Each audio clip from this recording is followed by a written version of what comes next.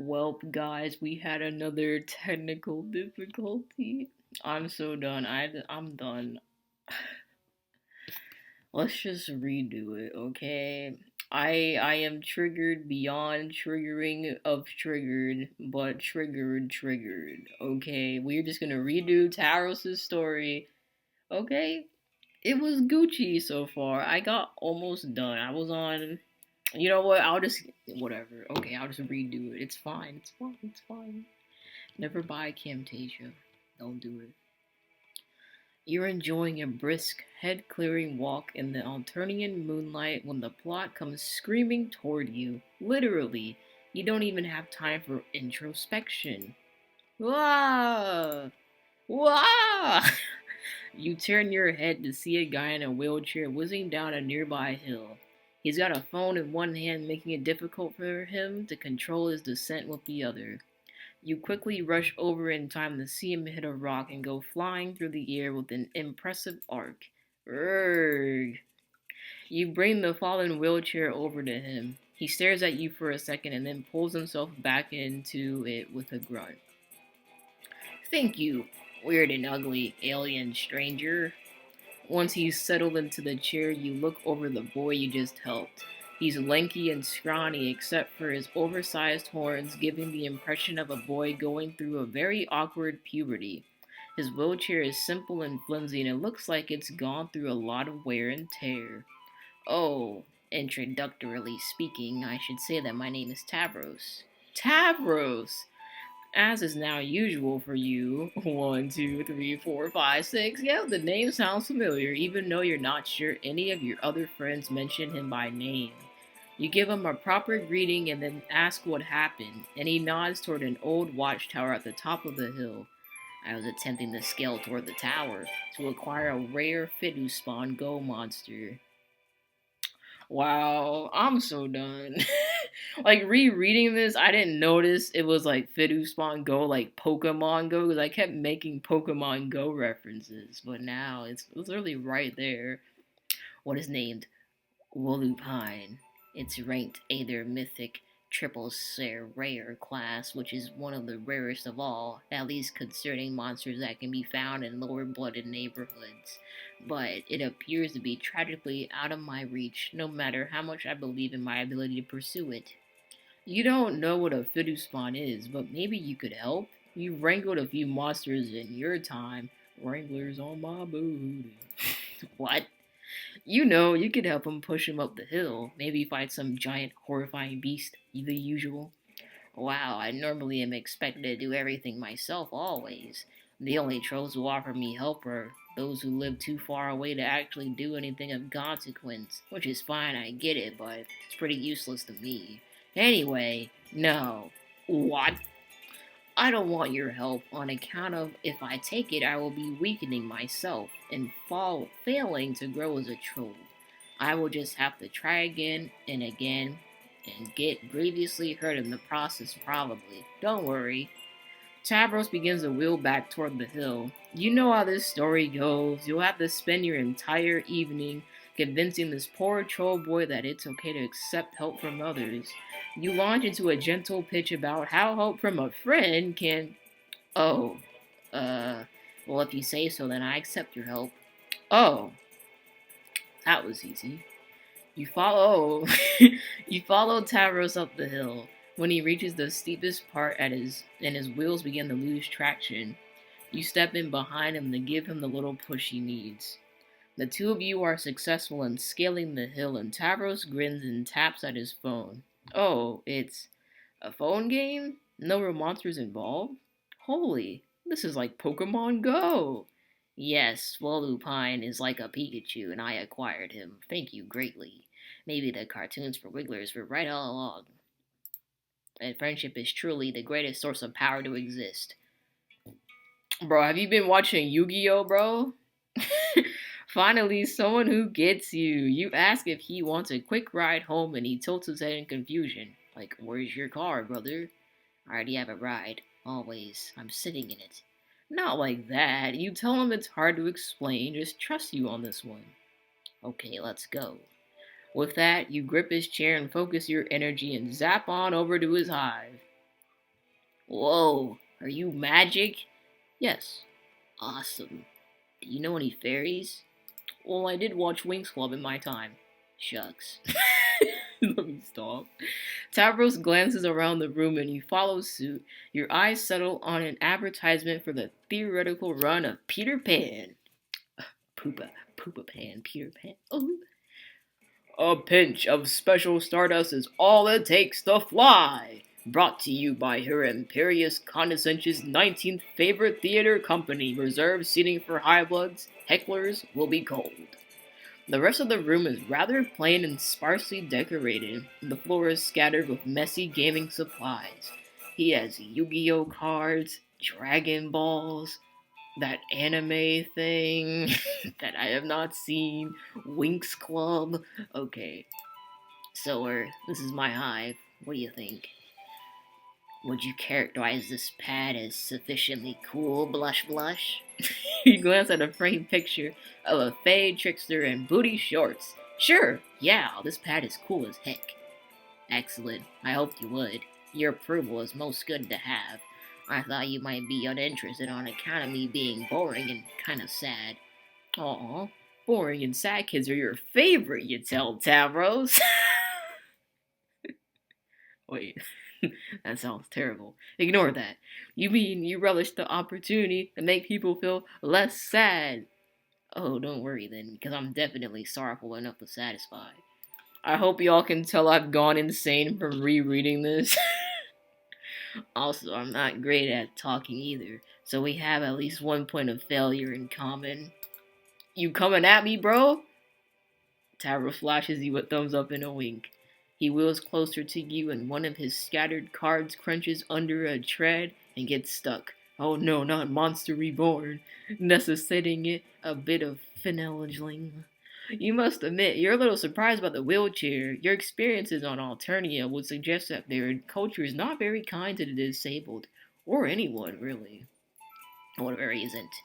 There is a long story behind the fact of me being like this. Vriska threw me off a cliff.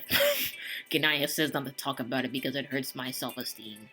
Oh, okay, that's fine. You turn your attention to some of his cards. Perhaps he can teach you duel monsters. Well, if you insist, I will reveal to you my tragic backstory. Uh, I used to be more of a hardcore alpha gamer who would do extreme role plays on Amino.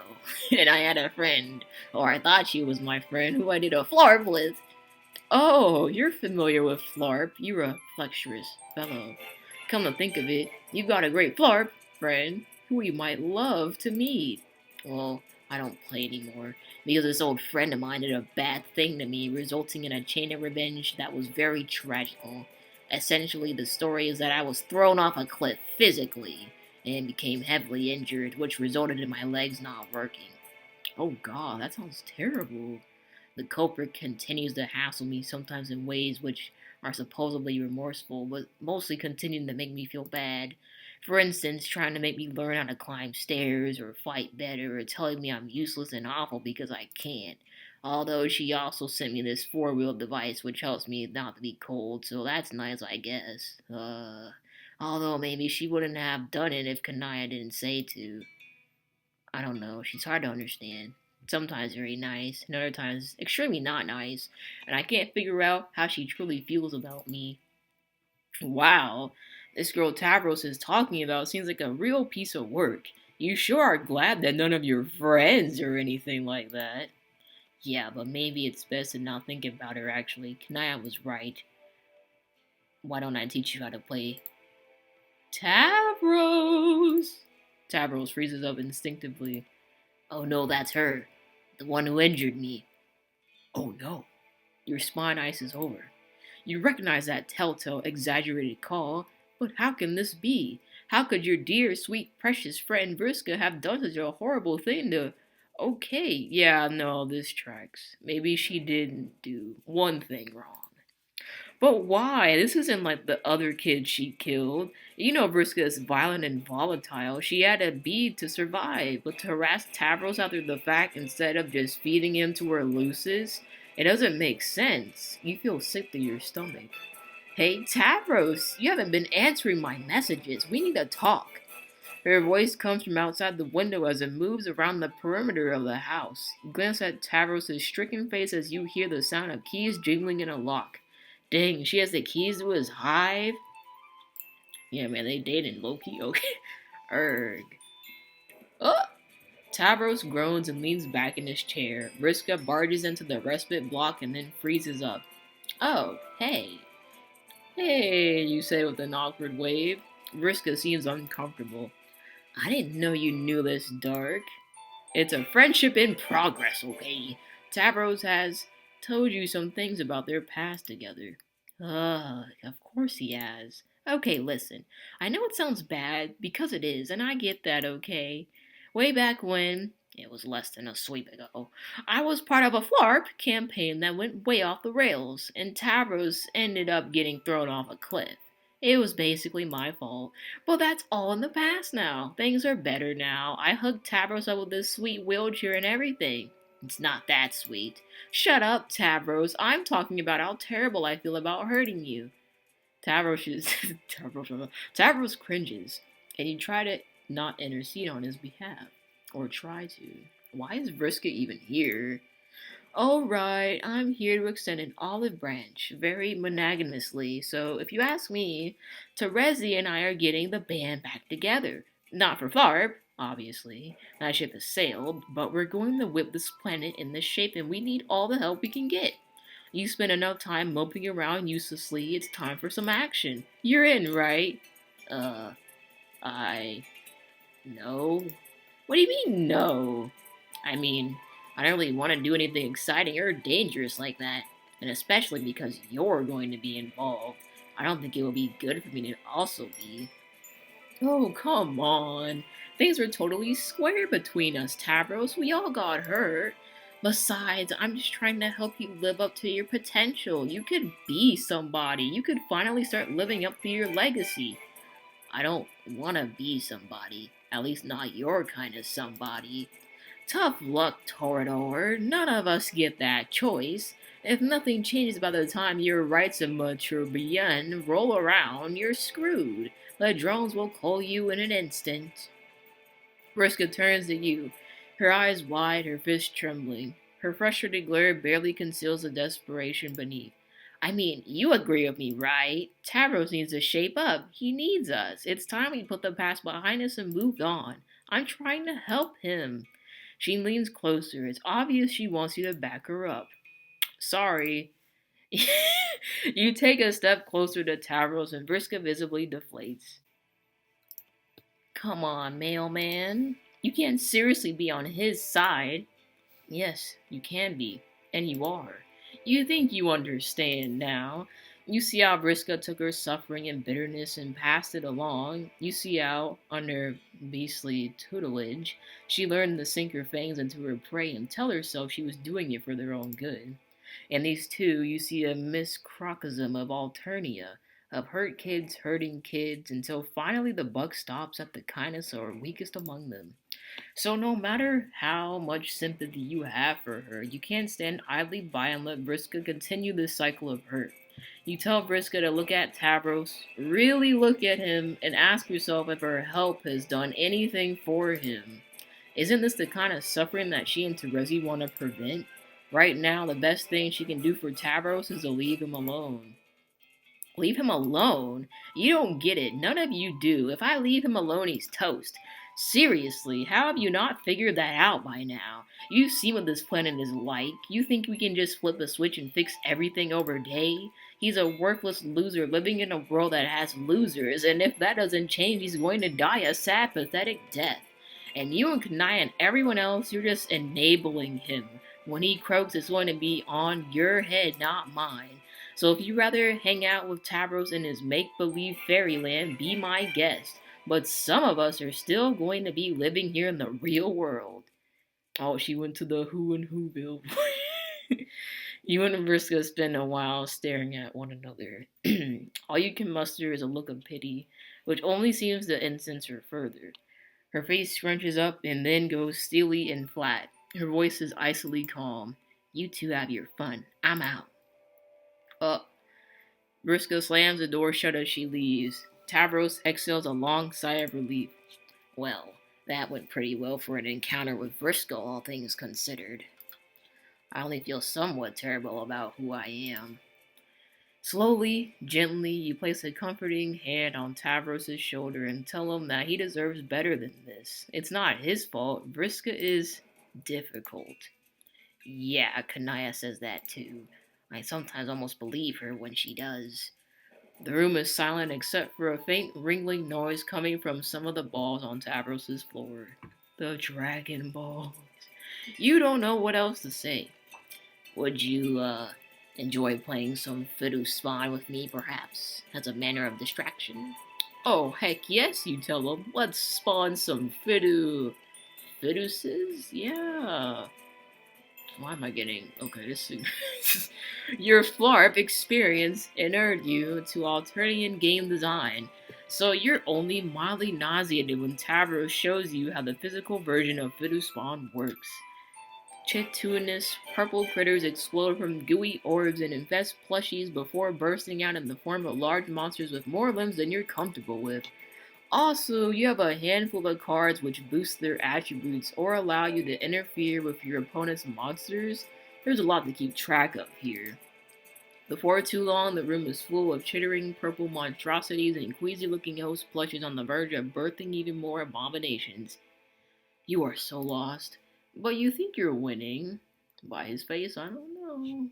Your creatures appear to be doing a better job of preying on his host plushes and spawning more of themselves. You've got a meter in the corner that keeps going up while his goes down. That's good, right? You think it's good, at least where victory is concerned. But you are more concerned with the dejected look on Tavros' face. He doesn't seem to be giving the game his all. You ask him if he's doing okay. No. Oh, okay, he just came out and said it. My fun has been stymied, I think, by my thoughts about Vriska. He rolls himself over to the window and looks despondently out. I used to like Vriska a lot, you know, and admire her for her many qualities that were good, such as being very confident or having skill at games. But now I just hate her, or feel like I should hate her, but instead do not feel those feelings. In their place, I feel very conflicted and bad about myself, and wonder if there is something wrong that I can't feel as angry as I should, or make myself to become strong enough to talk to her properly about my feelings. It's just a big mess. You glance again at the posters like lining Tavros' walls, sprightly fairy girls with confident smiles, long messy hair, and blue color schemes. The resemblance to Vriska is uncanny, but superficial. She's never going to be like the girl from its posters. That's just not who Vriska is. But for a sad, hurt boy who likes to dream, she must seem so painfully close.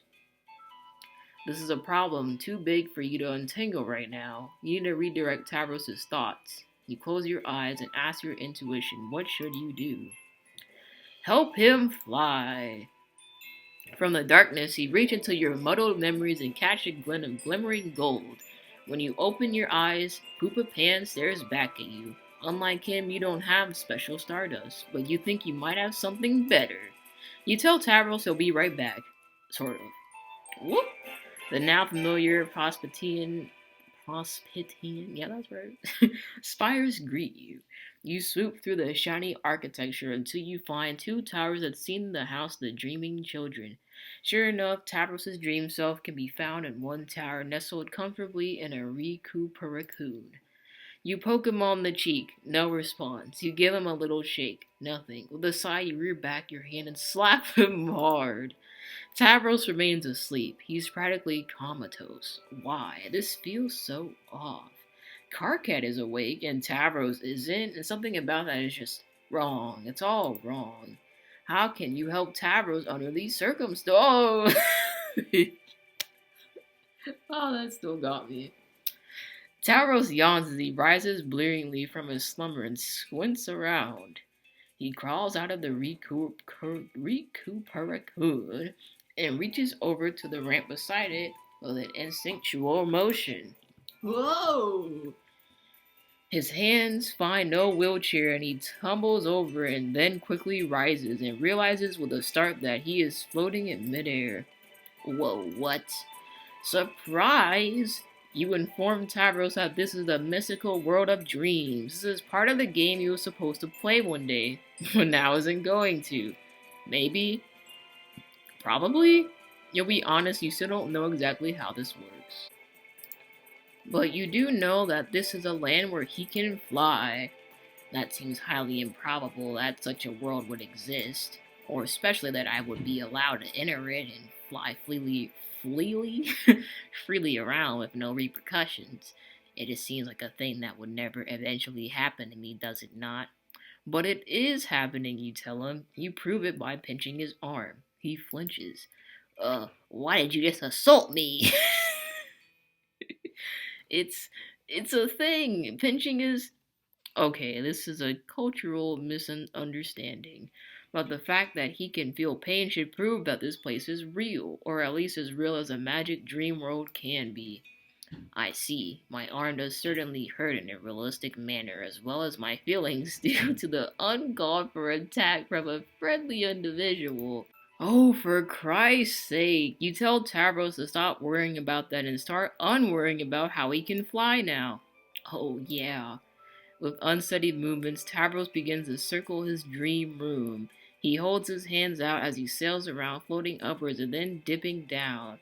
He seems to get the hang of it quickly, and as he does, his face cracks into a warm smile. Oh, woo. Oh, this feels really amazing.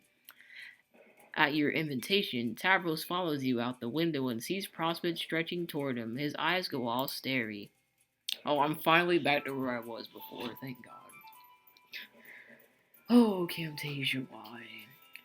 Can I really explore all this area? He can, you tell him. Probably, just don't go barging into anyone's houses.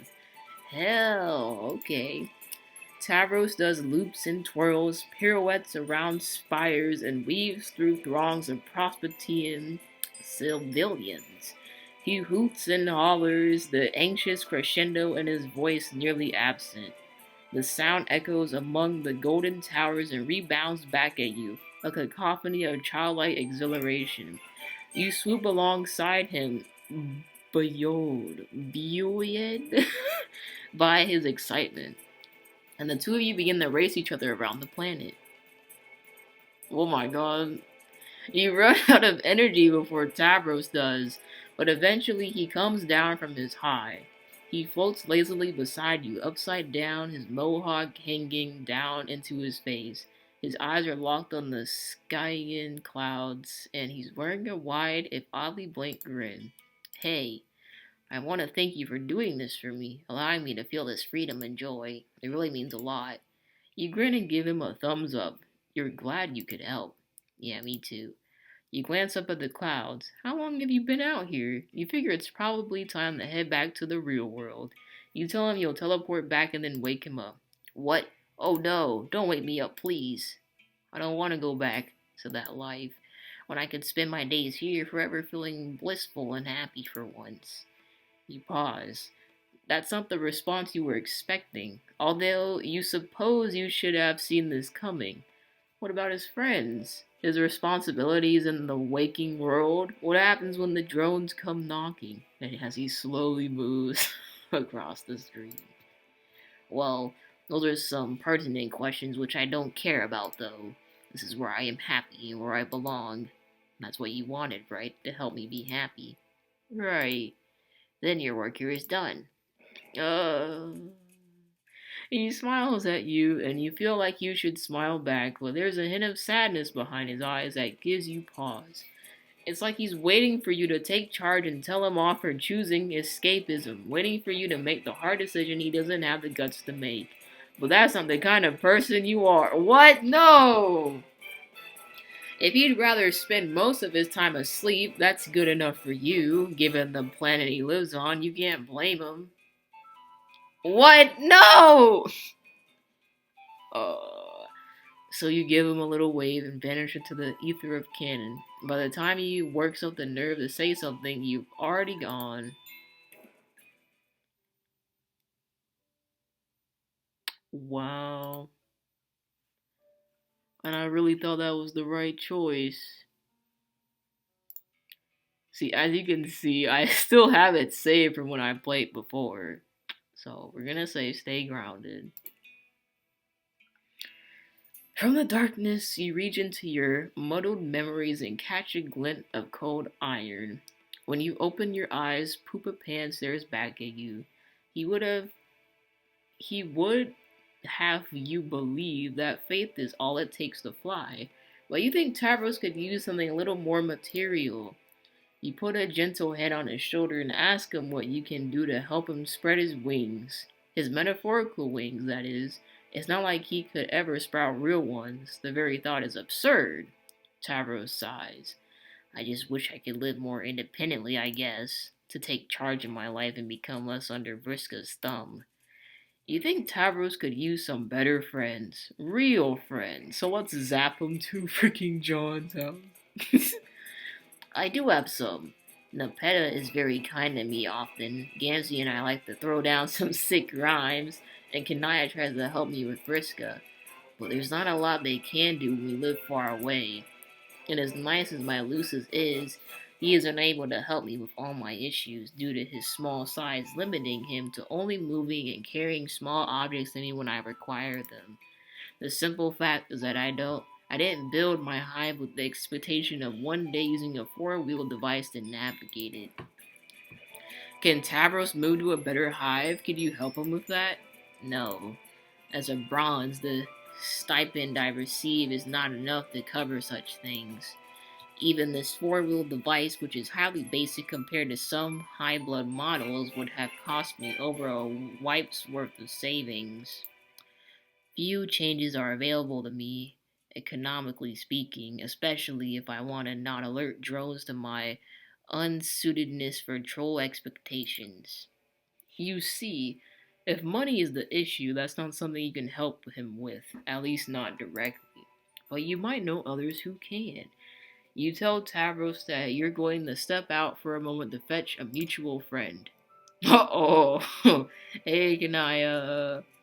He seems briefly surprised when you return with Kanaya. You guess you don't blame him. This strikes you as a pretty rare pairing, conversationally speaking. Oh, Kanaya. It's nice to see you in person unexpectedly. Wow, my hive is terrible looking. Sorry, but hi. You look nice. Yes, I do. How are you faring? Has my advice regarding the construction of an imaginary friend helped aid your self-esteem? Well, I haven't really got to try it yet, so no, it hasn't, I guess. Kanaya suppresses a sigh. Okay. Well, let's get directly to business. I brought some materials with which to renovate your hive. Oh? Please advise us to how best to resign the place to suit your needs. Tavros' eyes water up and he sniffs, leaning forward in his chair. Really? You would do that for me, despite it taking a large portion of time and effort, and presumably money as well? I don't really spend my stipend on much besides fabrics, and I intend to twist Vriska's arm until she offers a portion of her flarping treasure to foot the bill, too. And of course I'd do it for you. Any less would be a rejection of my helpful sensibilities. Kanaya says it with a neutral tone and a straight face as if there is nothing remarkable about it, but Tavros nevertheless breaks into a grin. Wow, thanks. Okay, give me some time to develop ideas on how to properly jack this hive up and deliver the most utterly dope and pimped up changes. Wait, what about that? You know that show? It was like Darius goes west and he was like trying to pimp his wheelchair. That's what that reminded me of. This is going to be great. Oh my god, oh. You give Tavros the requested time and then begin the work in earnest. You weren't sure what to expect, but the construction process proved smoother than anticipated. Ganaya brings a set of alien devices which she claims to have borrowed from a sea-dwelling friend of hers. One converts raw materials into a strange substance that reminds you of fruit gushers. Kanaya fells trees. What? Kanaya fells trees? I don't know. With her chainsaw and feeds them into the machine. Is it feeds treat? No, that's more that. Okay, before long, you have a trove of the gusher things. The other device expends the gushers to modify buildings. It has a holographic click and drag interface, much like The Sims, played in real life. You find this construction software to be incredibly handy and also eerily familiar, but honestly, you find everything eerily familiar these days. Yes, it's very convenient. Home construction has been an important part of troll culture for as long as history remembers. Most do not know why, although to me the reason is obvious. Preparation for the game, which we will now no longer be playing due to outside interference. Wait, she knows about that? Yes. I figured out what was going on a day or two after you visited me, but I thought it prudent not to get particularly dramatic about it all. That was very thoughtful of her. Yeah, I try. Where are we now? Kanaya finishes feeding logs into the first device and begins to manipulate Tavros' hive with the other. Together, you are a clockwork team. Tavros provides directions, Kanaya implements them with their stellar sense of design, and you provide moral support by standing around looking cute. Okay, yes. Nudge that shelf over to the left. Yeah, like that. Wait, actually, right. Further. Okay, no, go back. And then more. That's almost good. Now make it a little tad higher. Yes. No, lower. There. There. Right. There. And yes. Perfect, I think. Okay, actually, can you go back to where it was first? Oh wow. Oh my god, this place is lit.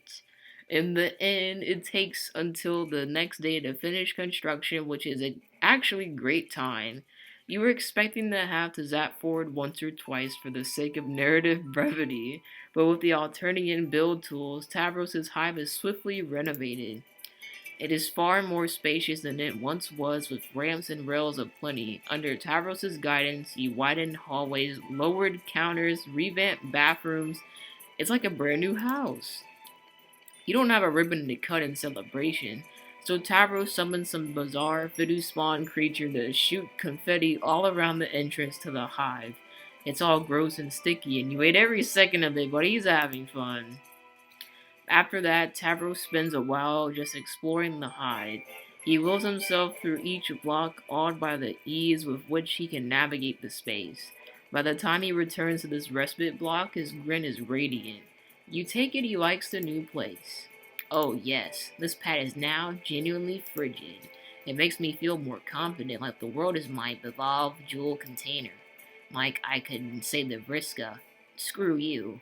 I won't do what you tell me, Bia. Okay, I won't say that probably, but I could. Actually, maybe I will say that, as well as plenty of other deliriously rude things, which long as I have avoided saying. Okay, that's probably enough. You tell him. Kanaya is staring icily at him, but he doesn't seem to notice. You suggest that it's a good time to settle down. The sun's going to be rising pretty soon. Like, is this like a Yu-Gi-Oh references to the max? The sun will rise soon. Right. While we settle, while we still have some moonlight, would you like to stay for a while, Kanaya, and play some games with us? Oh no, that's quite alright. I'm afraid I have duties to attend to at home. I left the dress in the oven. What? Kanaya blinks and carefully maintains her poise. It's made of clay, you see. I'm getting experimental.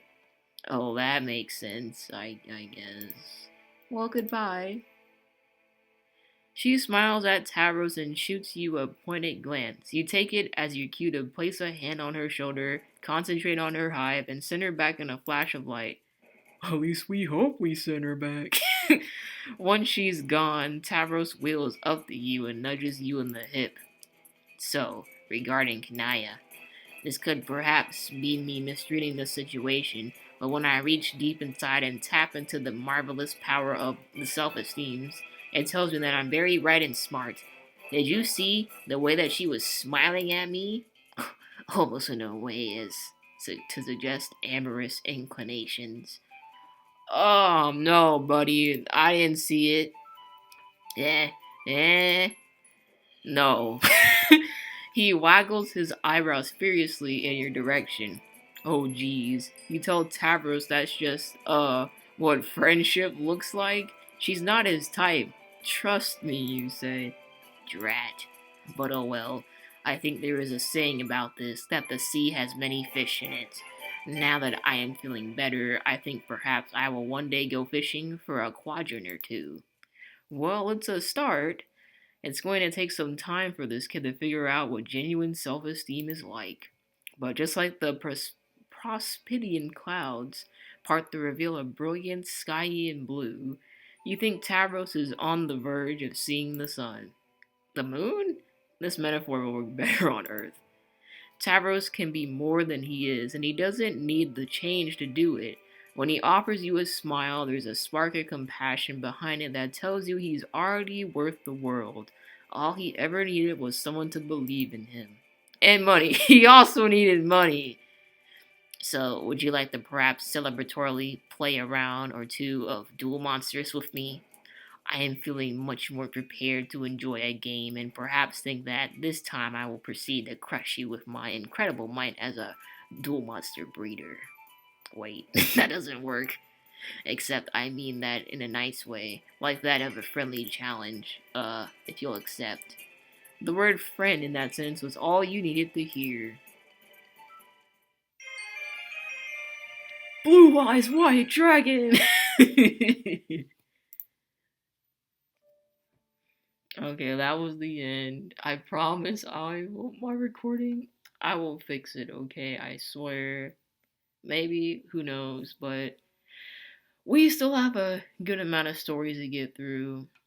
So until then, peace out, friends.